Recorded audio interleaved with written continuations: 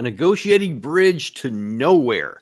That's what we seem to have set up with some dueling videos that have been released in just the last couple of days, one from President-elect Donald Trump and one from Ukrainian President Volodymyr Zelensky, both talking about what may be the central, most important thing in this whole war and whether it could be ended is the issue of Ukraine membership in NATO.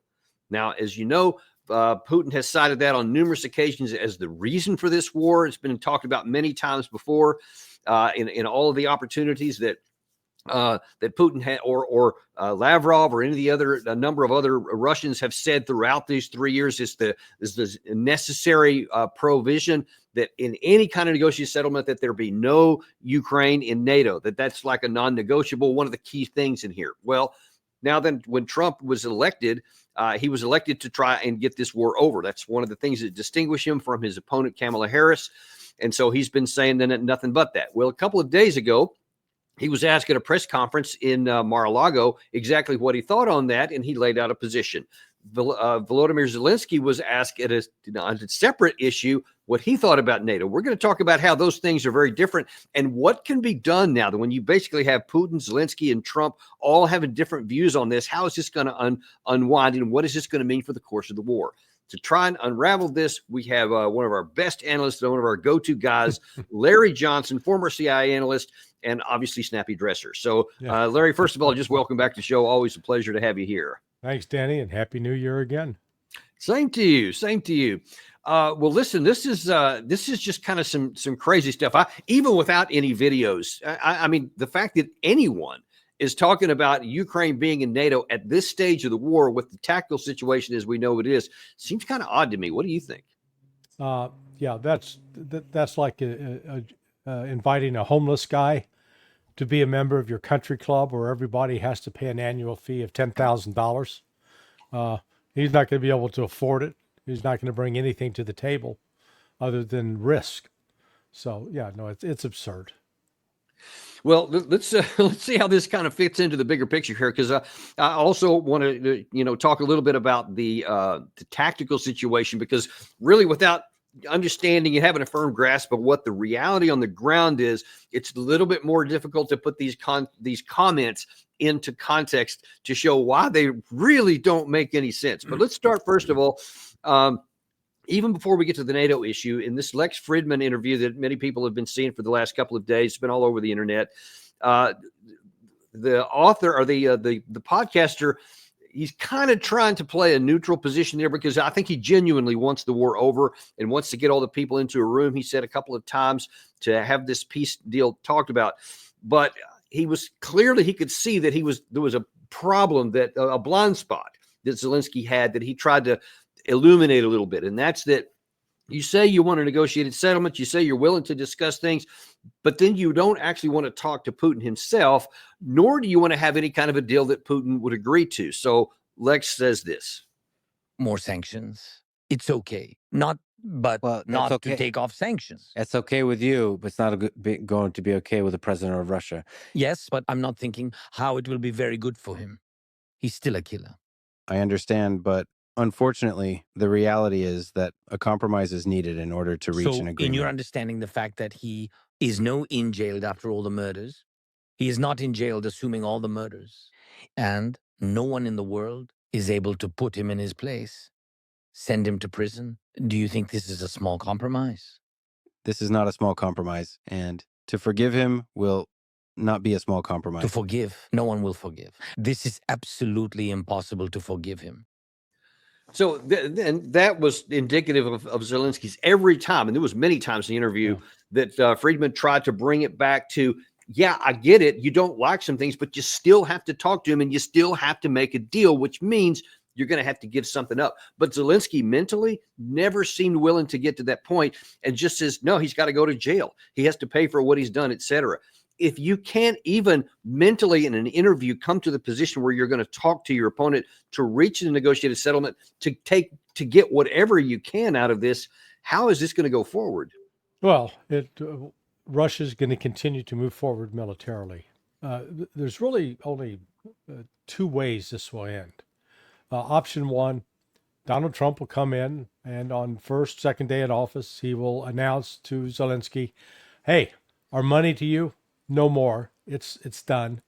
We're not sending any more, no more dollars, no more weapons.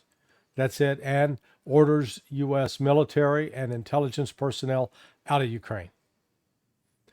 At that point, the war is going to end. Ukraine can't sustain it. If Trump doesn't do that, instead he goes in and tries to threaten Putin and, I'm going to rain hell on you. Okay. Putin will shrug his shoulders. The general staff will continue to move forward. And there's not a thing Donald Trump can do to stop that short of launching nuclear weapons and destroying the world. Because Russia has the entire tactical and strategic advantage right now. They've got the manpower, they've got the reserves, they've got the production systems to generate the weapons that they need. Neither Ukraine nor the West has any of that. So it's really very simple. Putin is going to press forward and demilitarize Ukraine, which means end the army, end any kind of offensive capability with the army, so they can't attack any part of Russia, and stop all Western aid and support that came via NATO, including joint military exercises. That's what he means by demilitarize. National police force, fine. Border control folks, fine. Military force, no. That's the Russian word for that is niet. Not going to Okay, happen. but let's examine those, because that's going to put Trump in an incredibly difficult position, really hard, both domestically and internationally. So if Trump, let's take a look at the first thing you said there. If Trump said, all right, if you don't want to Zelensky, if you don't want to make the deal I have, whatever, it's your country, you can do what you want. You'll do it without our weapons, ammunition, and personnel. We're going to withdraw them all, et cetera. How could Trump do that? Because he would be crucified politically, not just by the opposition party, but by the war hawks in the Republican Party, who would just say, Neville Chamberlain came back to life. You're just giving it away. You're just laying the foundation for Putin to continue to roll all this stuff. They would say all this stuff, regardless of whether it was true or not. Right. How could Trump actually do that? Which, by the way, would be the right answer and what he should do for the interest of the U.S. and Ukraine. But how do you think, or do you think he could actually resist that kind of political pressure? Yeah, because if he doesn't do that, he's going to look like a complete fool. I could end this war in 24 hours. Okay. Well, the only way you're going to end it in 24 hours is to do what I've just suggested, cut off Ukraine, withdraw the U.S. Military and intelligence presence. Otherwise, this thing's going to linger on. And with each passing day, boy, the Democrats are going to have a field day with making fun of Donald Trump. Hey, what about you're going to end the war in 24 hours, buffoon? And after a while, that'll start rubbing on Trump. So, yeah, I think to be made fun of in that way and to be ridiculed in that way, that could be an offset the other, because they're going to attack him regardless. I think he understands that. Well, and I want to stick on that thing about what the Democrats might do for a minute. Gary, we're going to take something a little bit out of order. Anthony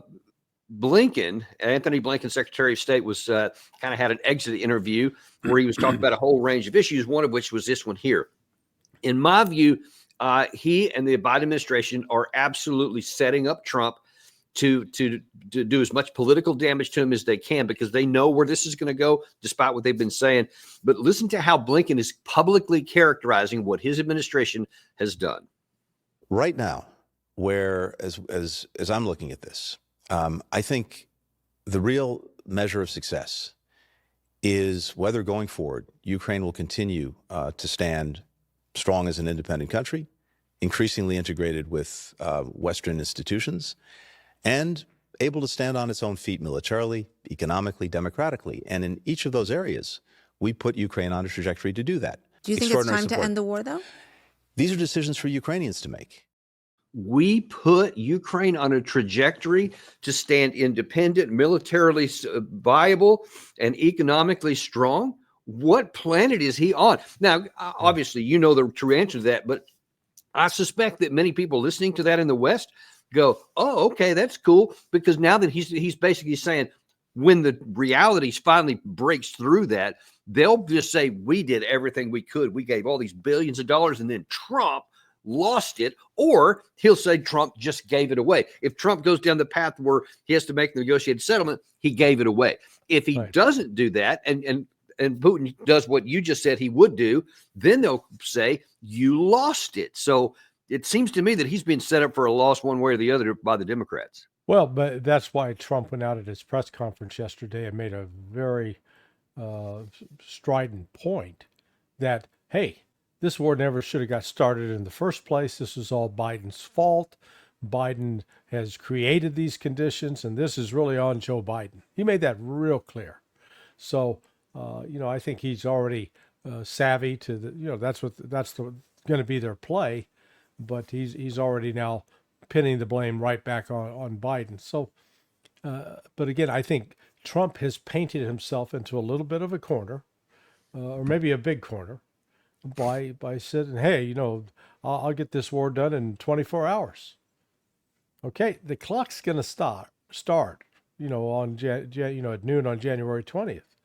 And by noon on January 21st, if the war is not at an end, the choir of criticism is going to start singing loud and vocally about his failure.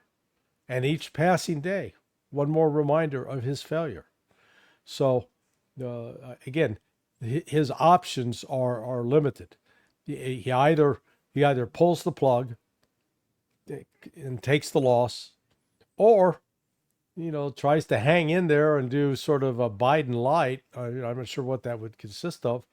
And the thing will drag on, and Russia will continue to crush Ukraine, and the chaos in Europe is going to grow, because at a very time where you need NATO to line up behind you, here's Trump saying, "Hey, we're going to take Greenland." And we're going to attack Denmark. Hey, good idea. Really or the Panama Canal. But anyway, I don't want to get distracted on those for the moment. We might circle back to those, but I want to stick here because, again, that central point of however the war is going to end, it's going to depend on what happens with NATO. Now, I talked at the outset here that there are dueling interpretations of that. First of all, in the Lex Fridman interview, here's what Zelensky had to say about NATO. Your idea is that NATO accepts Ukraine minus the 5 regions of Luhansk, Donetsk, Zaporizhia, Kherson, and Crimea. Just so you understand the situation, the invitation to NATO is legislatively issued to Ukraine. So to us, all those territories are still Ukraine. But NATO so far can only act in the part that is under Ukrainian control. This can be negotiated. I am sure about that. Yes, this would not be a great success for us, but if we see a diplomatic way to end the war, this is one of the ways. Well, it would not be a great deal to us if we only got in NATO, the territory that we control right now. That would be an astronomically fantastic one that defies any kind of logic. But that's what he's saying. He thinks that he's going to get into NATO, and that we just the rump part that they control, and then that later on through diplomacy he's going to get back the rest of his territories. Now, before I show you what Trump had to say on that, just let's stick with Zelensky for a minute. Square that round circle for me. How does he think that he can, at any point ever, provide enough leverage against the power of the Russians that you just articulated to get back through any means the lost territory? Now, maybe he's plotting his second career to do a new called Downfall 2.0. If you recall, the movie Downfall was about Hitler's final days in the bunker, and Hitler's completely delusional plans and ordering armies that didn't exist to go in this place, and just completely out of touch with reality. So now Zelensky, assuming he survives and is not killed in a coup or killed in a bombing over the next 6 months, if he survives, then he can play himself in the movie and show how out of touch he was with reality. Because Ukraine ain't joining NATO. NATO's not extending an invitation to Ukraine. And even if they extended an invitation to Ukraine, Ukraine doesn't have anything to bring to participate in NATO. They don't have, their army is being destroyed, and it will be destroyed. The choice is simple. It's going to be demilitarized by choice or by force, but it is going to be demilitarized. I think people in the West need to disabuse themselves that somehow there's a way that they can negotiate a freeze in place. You know, I listen to all these retired generals to keep using the example of North and South Korea and a demilitarized zone. Hey guys, this ain't that war, and the Russians are going to win it. It's just a matter of when they finish the job. Let me show you something here. I got on my screen before we show the Trump comment here. This is from this past summer in July at the Washington Summit of NATO, the 75th anniversary, where everybody, especially Jens Stoltenberg, declared Ukraine is on an irreversible path to NATO, but only after the war ends. But still, it's end up going to happen. And so then you jump to Donald Trump in his press conference yesterday, seemed to have a different idea. You know, a big part of the problem was Russia for many, many years, long before Putin said you could never have NATO involved with Ukraine. Now, they've said that that's been like written in stone. And somewhere along the line, Biden said, no, they should be able to join NATO. Well, then Russia has somebody right on their doorstep, and I could understand their feeling about that. But there were a lot of mistakes made in that negotiation. And when I heard the way that Biden was negotiating, I said, you're going to end up in a war. And it turned out to be a very bad war. And it could escalate. That war could escalate to be much worse than it is right now. They can never join NATO. Well, my view is that it was always understood. In fact, I believe that they had a deal, and then Biden broke it. They had a deal which would have been a satisfactory deal to Ukraine and everybody else, but that Biden said, no, you have to be able to join NATO. I think that he was talking about the Minsk agreements, Yeah. which didn't have anything to do with NATO prior to all of this. And if everybody had just abided by that deal, there would never have been a war. But that's a separate issue that we'll discuss at another time. But Trump did everything, and he was offered there. I don't know if you could hear the questioner at the time. He said, will you rule out NATO? Instead of just saying yes, he kind of, again, answered sideways. But when you see the first part of his answer there, well, the reason that this war started in the first place was because of NATO trying to get into Ukraine here. So he, in all but name, said, yeah, that ain't going to happen. So how do you square that circle or that circle, when you have Zelensky saying, I'm going to get into NATO, and you have Trump saying, yeah, that ain't happening? What's going to happen there? How can that work out? Well, there's actually an issue that goes beyond NATO. And, Donald Trump can, play dumb or innocent on this. But the fact of the matter is, during his 4 years as president, from 2017 through 2020, he allowed joint military exercises to go on both with European Command and with NATO with Ukraine, where U.S. troops were in the Black Sea, U.S. troops, Marines in landing craft, landing on the shores of Ukraine. All of this, a thumb in the eye of the Russians. And the Russians did not like it one bit. So they're not just looking to prevent Ukraine from ascending to NATO. They want an end to all of this Western military activity. Because even though Ukraine was never a member of NATO over the last, let's go back 17 years. Go back to 2008. In this intervening 17 years, the United States and the other NATO countries have been conducting annual and many times multiple military exercises every year. And those exercises only have one purpose: attacking Russia. Ostensibly, we're defending against the Russian attack. Nonsense. This is prepping the West to attack Russia. And Russia's been watching all along. That's going to end. Russia's going to put an end to that. That's not just keeping Ukraine out of NATO. It's putting a stop to this military intervention and this desire to build up a Ukrainian military that can attack and challenge Russia. And so, I mean, maybe it's self-evident here, but if you're not able to square that circle, as I just said, between Trump and Zelensky, and Trump doesn't do the part that you said, which is just say, okay, then you're on your own. We're not going to do any of the stuff here. So if Trump just continues to try and kick the can down the road, what's going to happen on the battlefield? On the battlefield, Russia is going to continue moving forward. They're going to continue killing Ukrainian soldiers, as well as Western mercenaries. They're going to roll up to the Dnieper River, and either the West comes to its senses and puts an end to this, or they'll continue. They'll go on and take Odessa. I guarantee you they'll take Odessa eventually.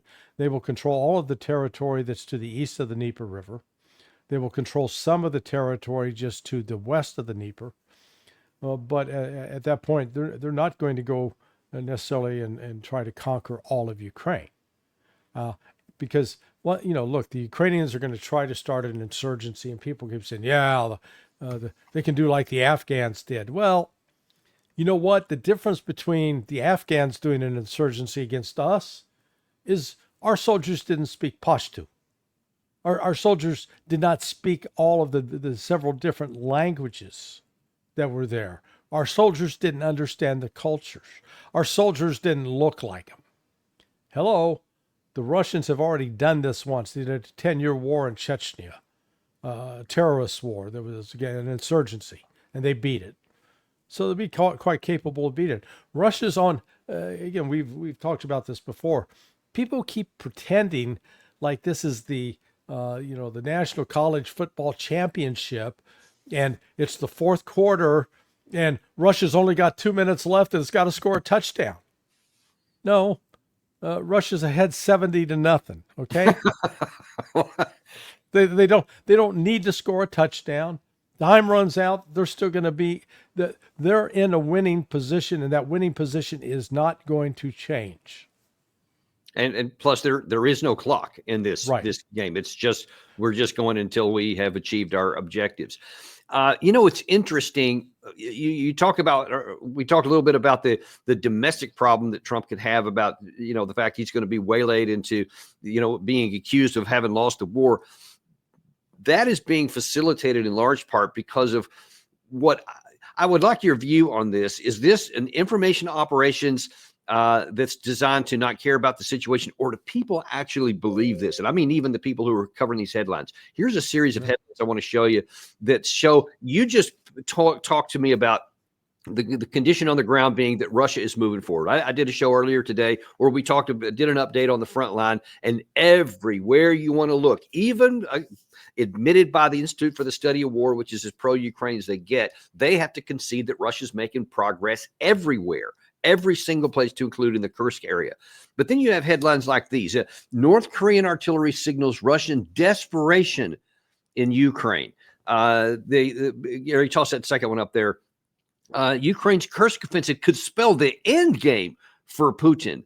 And then there's another one that said Vladimir Putin's Ukraine war pressure as huge and horrific price of conflict emerges, meaning he's on his last legs here. And that call out there said Russia continues to pay a huge and horrific price for Vladimir Putin's war on Ukraine nearly 3 years into the full-scale invasion, with fears Putin may look to invade other countries, according to a military expert. I specifically put that last one in there because it shows like schizophrenia. On the one hand, you're telling me that after 20% of taking Ukraine, our neighboring country, and only taking 20% of it, that they're desperate, but then they may also invade other NATO countries, which doesn't make any sense. All of those, no matter what it is, the headlines keep characterizing it as Russia's just about to fall apart here.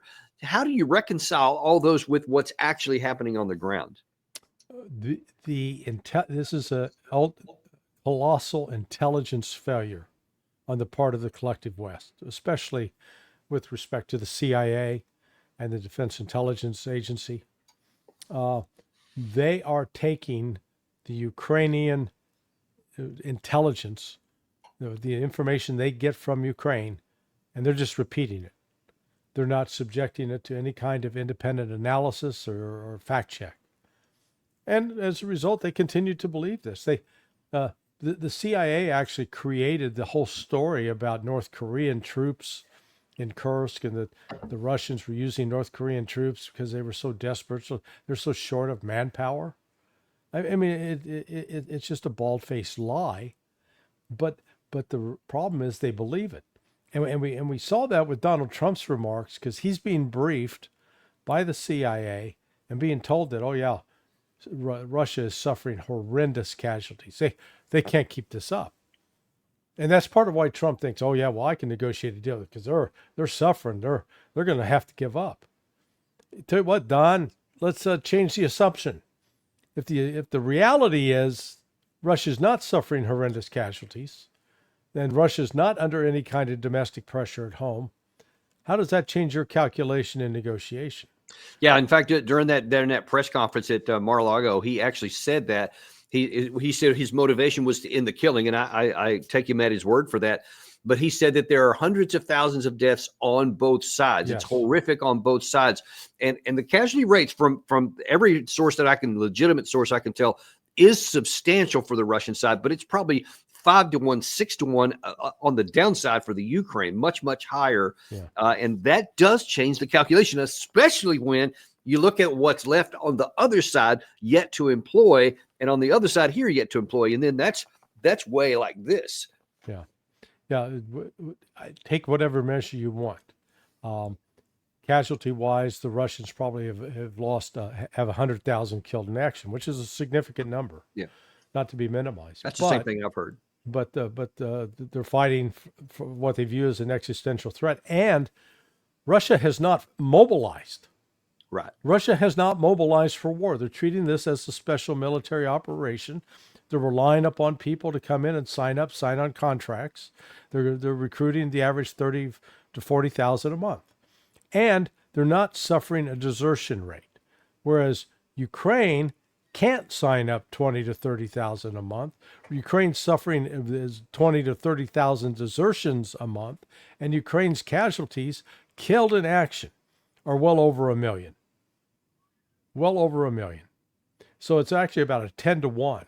But that tracks with what the artillery advantage has been with Russia, not just with artillery, with drones, with bombs, the FABs, with the missiles, with rockets. You know, Ukraine's been outgunned and outmanned simply because they didn't put the training pipeline in place to keep the replacements coming in, trained replacements. So, you know, this is military science. This is not art. And what we're seeing, though, is that when Donald Trump's being lied to by the intelligence community and not being given the actual objective information that they're supposed to, it's going to affect how he diagnoses the problem and what he thinks he can accomplish with negotiations. And he's going to be in for a rude awakening, because Russia doesn't feel the need to negotiate. And when they do negotiate, they're not talking about just Ukraine. They want to end to all these NATO military exercises. They want a commitment that the European countries are going to stop threatening them.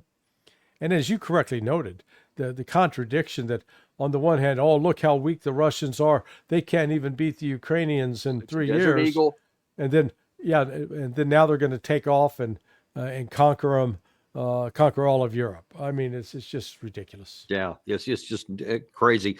We're going to shift gears here in just a second to talk about a different issue that is trending in the news here. We're going to get on that in a second, but I want to play one more soundbite from Anthony Blinken's interview, because in this he's going to give his interpretation for how the war started and how difficult it is to negotiate with the Russian side on this. So without giving it too much more of a setup, I'd like your view of how you view Anthony Blinken's view of reality. Look, I worked very hard in the lead up to the war, including meetings with my Russian counterpart, Sergei Lavrov, in Geneva a couple of months before the war, trying to find a way to see if we could prevent it, trying to test the proposition, whether this was really about Russia's concerns for its security, concerns somehow about Ukraine and the threat that it posed, or NATO and the threat that it posed, or whether this was about what it in fact is about, which is Putin's imperial ambitions and the desire to recreate a greater Russia, to subsume Ukraine back into Russia. But we had to test that proposition, and we were intensely engaged diplomatically with Russia. Since then, had there been any opportunity to engage diplomatically in a way that could end the war on just and durable terms, we would have been the first to seize them. Unfortunately, at least till this moment, we haven't seen any signs that Russia's been genuinely prepared to engage. I hope that changes.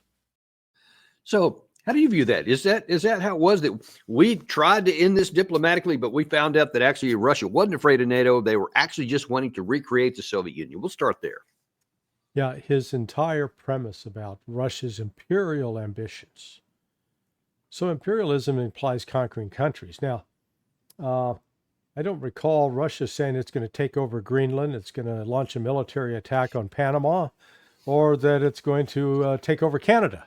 Hypothetically, those are all hypothetical. Just hypothetical. All Russia has tried to do is secure its borders. In the last 30 years, it's not Russia that's invaded Iraq twice. It's not Russia that's caused the war in Libya. It's not Russia that's caused the war in Syria. It's not Russia that launched a war in the former Yugoslavia Republic. On all of those, and then we've only just started the list, that's the United States. So the United States is the great enabler of imperialism, and now Donald Trump, with his latest antics, is just adding into that narrative. So Blinken is a symptom. He's not the cause. He's a symptom of American sickness with respect to this. We are so enamored of our own imperial ambitions that we think, hey, this is how it's supposed to be, and that anybody else who tries to stand up and defend themselves against our actions, because we've talked about this before, just flip the script. If Russia was supplying weapons to the Mexicans, and the Mexicans were attacking, into Arizona, into New Mexico, Albuquerque, Phoenix, Tucson, San Diego, we would view that as an act of war, and rightly so. Up to this point, we've been fortunate that the Russians have kept their powder dry and tried to avoid a broader war with the United States. But, if we keep it up, if we don't back off, one of these days, this could erupt into something far worse, far more terrible, and that we're Americans, the burning that's going on in California, in Palisades, California, for example, that could be all of the United States under a nuclear fire. And we need to wake up to this. Yeah, we do. We certainly don't need any of that. It does nothing for anybody, neither us or the other side there. That's the irony. Other than a handful of select individuals at the very, very top of the food chain in the United States, they do gain, and certainly they do in the billions of dollars, millions in some cases. But the vast majority of Americans, they don't benefit from this, and certainly the target countries don't as well. I want to shift gears here to something else that's unfolding here in the United States. And that is the situation with the alleged driver of the Cybertruck that blew up in Las Vegas on New Year's Day in front of the Trump Hotel. Now, there's been a lot of talk here, and we've actually done several shows on this already, discussing the various things that have been happening, what the claims are, et cetera, because there was a Special Forces Master Sergeant named Livelsberger who's being accused of having done all this. A lot of things are not lining up on this, and I'll just go over a couple of them here. And then the reason we're talking about this today is because there was a new press conference yesterday where the officials provided more information, which, in my view, deepened the mystery and increased my suspicion that something's not right here. One of the ways that this first hit the public scene, aside from the bombing itself, was about 24 hours before, when a YouTuber got some information, got an email that allegedly from Livelsberger that said, hey, I've turned my car into a V-bid. I'm trying to get some information out. I'm heading to Mexico. and I'm afraid I'm being followed. But there's some war crimes the U.S. did in 2019 that no one's talking about, and he talked about some issues with China being responsible for some of these so-called UFOs that have been flying over the East Coast. I don't want to talk too much about that right now, except to the point that in those communications he had with that YouTuber, he said his overwhelming desire was to get on Fox News, to start telling people about this, to warning them about the danger. He wanted a connection to the incoming Secretary of Defense, Pete Hegseth, et cetera. That's what he was trying to do. And he was asking him to connect him with another YouTuber, to get the word out. That was the claim that he made. And then all of a sudden, out of nowhere, he ends up allegedly blowing himself up in front of the Trump Tower, driving from Colorado Springs, Colorado, all the way to Las Vegas. Even that course was very odd. But there's a lot of other things that don't line up about that. And I want to show you real quick. This is maybe one of the central parts that really got my attention up there. This is a part of the press release yesterday, and they're going to show portions of a video in which they claim certain things happened in the video. Watch this. The explosion that occurs, you're going to see frame by frame, you'll see an initial flash prior to the larger explosion. So we'll pause right there. That's the initial flash that happens right before the large explosion. You're going to see a still in a moment. Right there's the initial flash. And then following that is the large explosion. The other thing that you're seeing circled in red there is, we believe, fumes from all of the racing fuel that was poured inside the vehicle and on the back. It ignited first, which is consistent with the briefing that you're going to get from the ATF on how the actual explosive materials were ignited. The next area I want to talk about briefly is the physical evidence recovered from the vehicle. There were 3 cart casings, 50 caliber expended cart casings that were recovered. You can see images from the forensics there. What's very important about these cart casings in terms of what happened in that vehicle, 2 of the cart casings had primers that were burned out due to the intense heat. This is consistent with the type of explosion that we believe occurred. And again, ATF will expand a little bit more on that. However, 1 of the 3 cart casings, as you can see, shows that the primer was punched, which basically means that it was shot through a gun, which is consistent with what we believe happened, that he ended up using the firearm to commit suicide. Okay, that's one of the key things here, that they claim that this guy, what the claim is that he shot himself and then somehow detonated the bomb. That's what they have been saying throughout this whole operation here.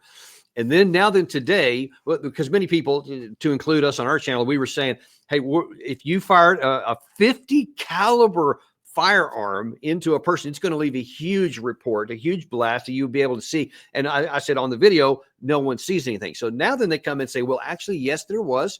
That's what they claim. There's this little blip of light, a split second before you see the big explosion there. So first of all, since I know you do a lot with weapons training, so you know a lot about weapons, what do you say to those claims? Yeah, it's nonsensical. If number one, that blip of light was down below. Now what they said is he ate the bullet, which means had the gun in his mouth. All right. The fireball that comes out at the end of a 50 caliber Desert Eagle, full size, is quite large. And if he had that gun in his mouth, then his head would have blown up. But what we see is, they say he was dead, but where the head doesn't move. That the picture that you've got highlighted there, throughout that at first explosion, that the head is moving is like moving to look, like you'd expect someone to say, "Oh boy, where's the door? Like I got to get out of here. This thing's on fire." There's just zero evidence. Now, I don't deny the forensic evidence there showing that one cartridge was detonated. At what point was that detonated? We don't know. Yeah, but and in fact, Gary, roll that other picture of right before the explosion, and maybe toggle back and forth between the two if you can do that. Because what you'll see in the picture is just before that happens. You can, if you look really closely, and I have a different picture. I don't know if we have it handy to where you can see. Yeah, there it is. So you can see that before the explosion, you can see his head sitting there. You can see his ear. You can see his face, the back of the chair, etc. All those things that you can see. Then when you see the next picture where the flash is on our screen here, you see the head is in the exact same spot. Yeah. Now, this is allegedly what they just told us was that right before that, and when you look at you compare the pictures, that little blip of light would have been just above the steering wheel. So it wouldn't have been in his mouth. It would have been somewhere close to his chest level, pointing forward. But you just pointed out there the right thing, that if that had been a 50 caliber pistol blast, then the split second later, the head would have been, it would have been going off. Gary, you've got some video that'll show what happens when that bullet goes through other items here, and you'll see what could have happened here. And what you'll see is, based on what Gary's about to show, is not what you see in that video. Yeah. So I don't see any evidence in the video to support the words that they're saying as they're showing that. Well, there's both the muzzle flash, there's the recoil of the picture of the pistol itself. Now, the recovered pistol shows that it didn't apparently it did not go back into battery, which means that the slide did not move all the way forward. And one of the causes for that can be if you what they call limp wristing the pistol. You don't put enough; it has to have pressure against the back. But the force, if you the force of that bullet, the size of the bullet, and the velocity, particularly at that close distance, at a minimum, the head that you can see there should have been blasted back or disappeared. The head itself should have exploded. It didn't. And now they're wanting because what they, and I made a mistake in some of the early videos because they said it had gone from the left side, but actually they said it went in through, he shot it through the mouth and it came out through the left side of his head. Well, the left side of his head would have blown up. I'm sorry. It's intact in that video. So you got there it is, plain as day. You still see there's no issue at all. I mean, even if you say, well, it takes a split second for these things to start, you see that the second the bullet enters the fruit here, or enters this block of ice, or enters this coke, there's instantaneous split up because the kinetic energy is so powerful, and there is none in this image here. You can't get around that. Yeah. So it's just, I don't know if it's lying or incompetence or just not looking at the evidence, but it's just the only thing we can say is what they are saying does not match up with what we are seeing. And I don't dispute that they recovered a Desert Eagle. He had only just recently purchased it. Yeah, they said on Monday, the Monday before this. Gary, if you can bring that photograph up. Yeah, this is the weapon that they say here. When you say it's out of battery, I wonder if you can explain what that means. So if you look at the very top of the pistol, the slide, that slide moves back and forth. And when you first chamber around, which means you put the magazine in, you move the slide forward, it picks up a full piece of ammunition, locks it into the chamber. When you fire that slide comes back, and it's driven back by the force of the explosion.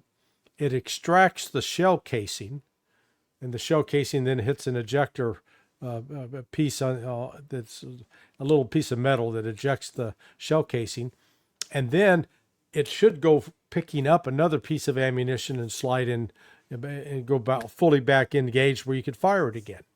If that slide, Gary's got this video here. This shows exactly what you're talking about. So if the slide is back just a little bit, you can pull the trigger all you want, and it's never going to fire. And by the way, this is an actual Desert Eagle here. It's not just a pistol. This is actually the same kind of weapon. Yeah, if that Desert Eagle had a much longer barrel, then the muzzle flash and the recoil would actually be less. Look how much recoil there is on that weapon there. The way he just did that is significant. And I've fired 45 caliber pistols before, 9mm. But you told me that this is a 50 caliber. I've never fired anything this big. Can you explain what kind of recoil that has and what kind of power that has off? Yeah, no, it's significantly more than the 45. And remember, he's supposedly firing this with one hand. So he's even got this guy's got a. He's got a very poor two-handed grip, but I won't get into the criticism of that. But just firing it with one hand, unless you've got meat hooks for hands that can really clamp down on it, that thing's going to jump out. Now, they found the gun between his feet. What he was doing with that gun and where maybe he intended to shoot himself, maybe he pulled the trigger and missed, but they're claiming that they did have a bullet wound in the head. But but there wouldn't be a bullet wound in the head. There wouldn't be a head. I mean, there am I wouldn't be a wrong? head. It would a significant portion of the head would have been missing because the velocity and the size of that. And so, people have never fired it, and it's a big kick. I mean, the recoil, the purpose of the pistol grip is to manage recoil, so that you get a good grip. And with just that, that recoil is so great, it'll kick back and up. And I've got a friend who's 6'5", 260-pound son-in-law was saying, "Hey, look at my brand new Desert Eagle," and he fired it, and the thing went boom. He hit himself in the forehead with the gun. Oh man! Yeah. Oh gosh! Yeah, they'll leave a mark. Okay, but listen, that's okay. So those are some of the physical characteristics, the difficulties, whatever. There's some additional issues here which they didn't address, which I want to go into now. And first of all, let's look at the explosion itself. Now, by implication, though they didn't say this out loud, they're implying that it was the setting off of the weapon which initiated the explosion, because they say it's literally a tiny fraction of a split second between that little flash and then the bigger one here. And they said, oh, well, there was racing fuel. He had racing fuel all on the inside, which would have ignited and made would have burned. But I wonder if you could talk a little bit about this. I have some knowledge about explosions, and I know that to get an explosion, you have to have compression. If you just have gasoline and you light it, it's gonna light up. But in order to get a big explosion, you have to have compression and several other factors too. What we appear to see in that video, especially those screens, Gary, if you can show that one up that has the initiation of the blast, that picture, what you see here is what appears to be a large detonation in the front seat, which then immediately, and of course, when you watch this in real time, you can't even see in this. It looks like the entire car blows up simultaneously. But because of this screen grab here of the one frame where it initiates, you see that the blast has started, something really big in the front seat, and only later on, which they do talk about, then it looks like that the racing fuel starts to also ignite and it goes to the back, etc.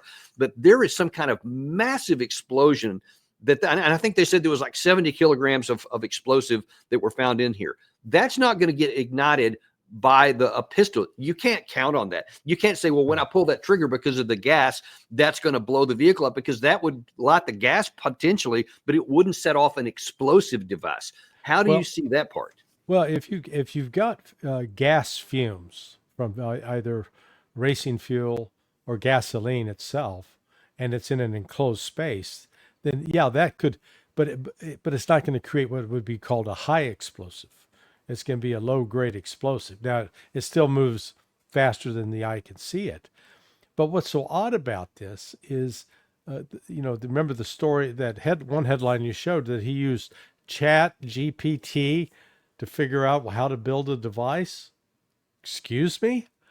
This is an 18-year veteran of U.S. Special Forces in terms of being a Green Beret. As a Green Beret, he was trained to build improvised explosive devices. He was trained to work with commercial-grade explosives. The man knew how to put together a detonator and blasting caps, and to build it improvised if necessary. And so the fact that it doesn't make sense that he goes to quote ChatGPT to figure it out. Maybe he was having a complete mental breakdown. But again, he wasn't just Green Beret. They also had a categorization of Jedburgh. Now, Jedburgh is a reference back to World War II, which were basically multinational terrorist teams. It would be, you'd have a U.S. member, a U.K. member, a French member parachuting behind German lines to carry out terrorist attacks. That's what they were. So he was supposedly part of a component like that, working in Ukraine, number one. And he was also trained in counter-surveillance. He was trained in how to collect intelligence on foreign targets. So what does he do? He's using a phone that can be easily tracked. He's on his social media, so he can easily be tracked. And yet he writes, "Oh, I'm being followed." The thing that's really odd is in that one email that you referenced, where he talked about anti-gravity propulsion systems, and he talked about the 2019 war crime in record. Afghanistan. He referred to he did not provide an accurate acronym for the U.S. military and the U.S. Army presence in Afghanistan. He used something that was not sort of like, and I forget the specific designation, but when I read that, it was, that's not right. Now, why is he? So you've got a lot of information that's not correct. And then in the email, I'm going to Mexico. Well, what you do is you drive down from Colorado Springs to Albuquerque, you pick up I-10, then you head I-10 all the way across till you get to Flagstaff. A little bit past Flagstaff, you either turn south, go through Phoenix to go to Mexico, or head north and go to Vegas. So why does he write, I'm going to Mexico, and then he goes to Vegas? So, I mean, there are things that just don't add up. And then the fact that DOD was pretty quick to come out and try to throw a lot of shade on this guy for a variety of reasons. Right. Yeah. One of the first things, in fact, and I mean, one of the first things, I believe less than 24 hours later, someone in the U.S. Army, apparently an unnamed official, revealed that he had been going through mental health issues and that he'd had PTSD stuff. And I'm like, that is a major red flag. No one would do that. No one's going to give private information on this guy to some reporter somewhere, unless they wanted to build a frame that he was unstable, etc. But let me, before we get too far away from this one here, there's another part about this that just doesn't make any sense to me at all. If you're a weapons expert, if you have rigged up a VBID, as he said in the email, so he said, I've rigged the car up to blow. Right. And if you know that the explosion is going to take place in the front because of the 70 kilograms, it was quite a large amount of explosive power, if I got the number correctly. But they specifically, the ATF and the FBI have specifically said there was explosive material, not just fuel, but an explosive device. So you've got something that's going to just obliterate the inside of that car. Why are you going to shoot yourself? Yeah. Why are you going to plan to shoot yourself when you know that the bomb is right here and your body will be obliterated? See, that doesn't make sense either. Yeah. But that's what we're being asked to believe. Yeah, and it is the efforts. Instead of the fact that the FBI actually has sort of stayed out of this investigation, and they said, well, because it happened in Las Vegas, it's Las Vegas Police Department. Except, A, person holding top secret clearances, B, transporting this material across state lines. Yeah. Okay. So that all of a sudden makes it federal, not just state specific. This all didn't take place just in the States. So, and I'm not necessarily saying the FBI should be involved, but the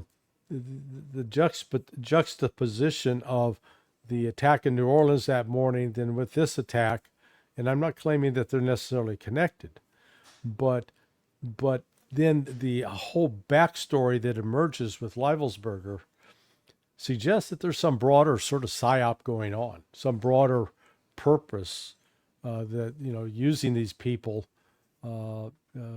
whether it's to, I've seen, in the same show that you were referencing where that one former warrant officer came out and reported, hey, I got this email from Leibelsberger. Well, that same show has featured a former CIA officer. She's out touting that we got 1,000 ISIS people in this country ready to launch attacks, and so we're feeding up that meme that we got. The ISIS is everywhere, and then we're doing all that against this backdrop of what's going on internationally, where hey, that guy who used to be the senior leader of ISIS, Jelani, he's our man now.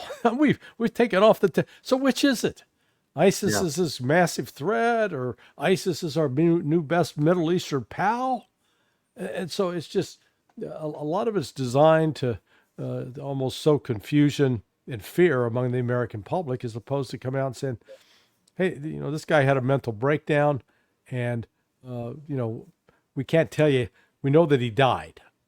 We know that he had that there was a bullet found.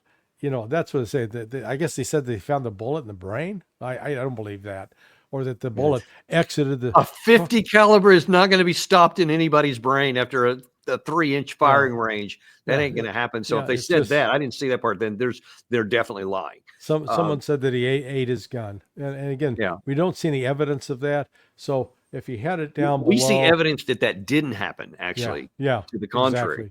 Exactly. And here's, I don't know why they're misrepresenting it.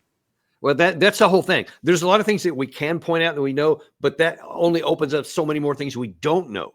Why would they be saying these things with the evidence clearly refutes, and then just telling you, well, here's the video. So here's what you're seeing, which basically you're saying, okay, what your brain tells you your eyes are seeing, you're not. I'm going to give you a different interpretation. Now, some people will say, well, that's the FBI. So I guess they know what they're talking about. I guess I'm wrong in what I see. You're not wrong. You can see that. And part of this that really aggravates me the most is that my gut instinct tells me something is untoward here, that Livelsberger did not do this, at least not of his own free will. And yet he's being just excoriated, and they're saying, oh, well, he had PTSD. We feel bad for the guy. And he was a good guy because he didn't want to hurt anybody. He said he did this to contain it, etc. That doesn't pass the sniff test either, because if you want to make a spectacular, you're not going to get all that explosive, but then make it contained inside of a vehicle so it doesn't hurt anybody in front of the Trump Tower that you allegedly support him. That doesn't make any sense either. But then, not only to me, but here's a video of a guy who knew Livelsberger before, and he doesn't get it either. Mostly based around soldier skills, and in every instance he was seemingly a great person. None of this checks out. On the special forces side, he was first a special forces communications sergeant, and then an intelligence sergeant, and then ultimately an 18 Zulu. So he went through kind of every single one of the checks and balances. He was a talented Green Beret, and sounds like everybody liked to work with him. So none of this makes sense, and it's so hard. That's good, because see, people who knew him, and he's not the only one that I've heard this say this to. I also saw another interview yesterday with his former girlfriend, who's been in the news a little bit, and she gave a little bit more of an updated interview on one of the Fox affiliates in her town, I think. And she just said, he had we were really close back in 2018, 2019.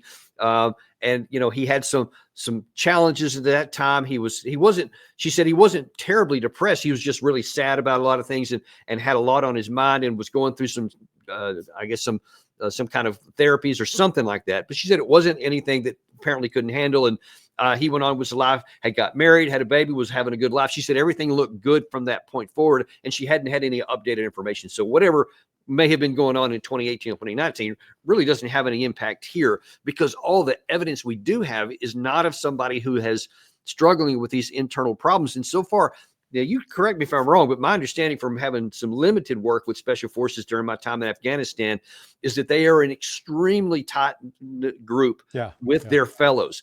And if they're having a problem, they'll share it with their fellows, where they may not share with an official therapist or somebody at the military base or something to that effect in the medical professional. But according to all those people, he didn't say this to anyone, and he didn't say anything about committing suicide or blowing himself up in the article or the email that he sent to the guy at the YouTuber, et cetera. Yes, Sam Shumate. So then why? And then the last thing I want to talk about. Why then, if he didn't say anything on Fox, he was trying to get on television. He was telling this guy he was afraid he's being followed. He was heading to Mexico. Does he suddenly have this manifesto in the vehicle where no one can see it? And he said nothing to anyone else, that allegedly he admits that he was going to do all this stuff in a environment where there's every expectation it would be burned up. That doesn't work for me either. Yeah. And was he trying to expose information that others wanted to keep quiet? We have to entertain that as a possibility. The other Green Beret that was, testifying on his behalf, Tim Kennedy. Tim Kennedy is a mixed martial artist, he's a fighter that has also served in the U.S. military. But he and Leibelsberger were on one of these competitions where they won sort of the top Green Beret honors in that particular competition. So, Leibelsberger was a man of some accomplishment in his life, and it's just there are so many oddities here that just, as you say, don't pass the smell test, and you have to wonder why is it that we're getting so much shade thrown on us with respect to what happened. Yep, and unfortunately, I mean, this is all we can do is to bring these things to light. We can put a show out like this and tell people about it, but ultimately, we're going to have enough people asking these hard questions. I've been disappointed that up to this point, I mean, we've been tweeting this stuff out almost from the beginning. I need somebody from the FBI to answer the question.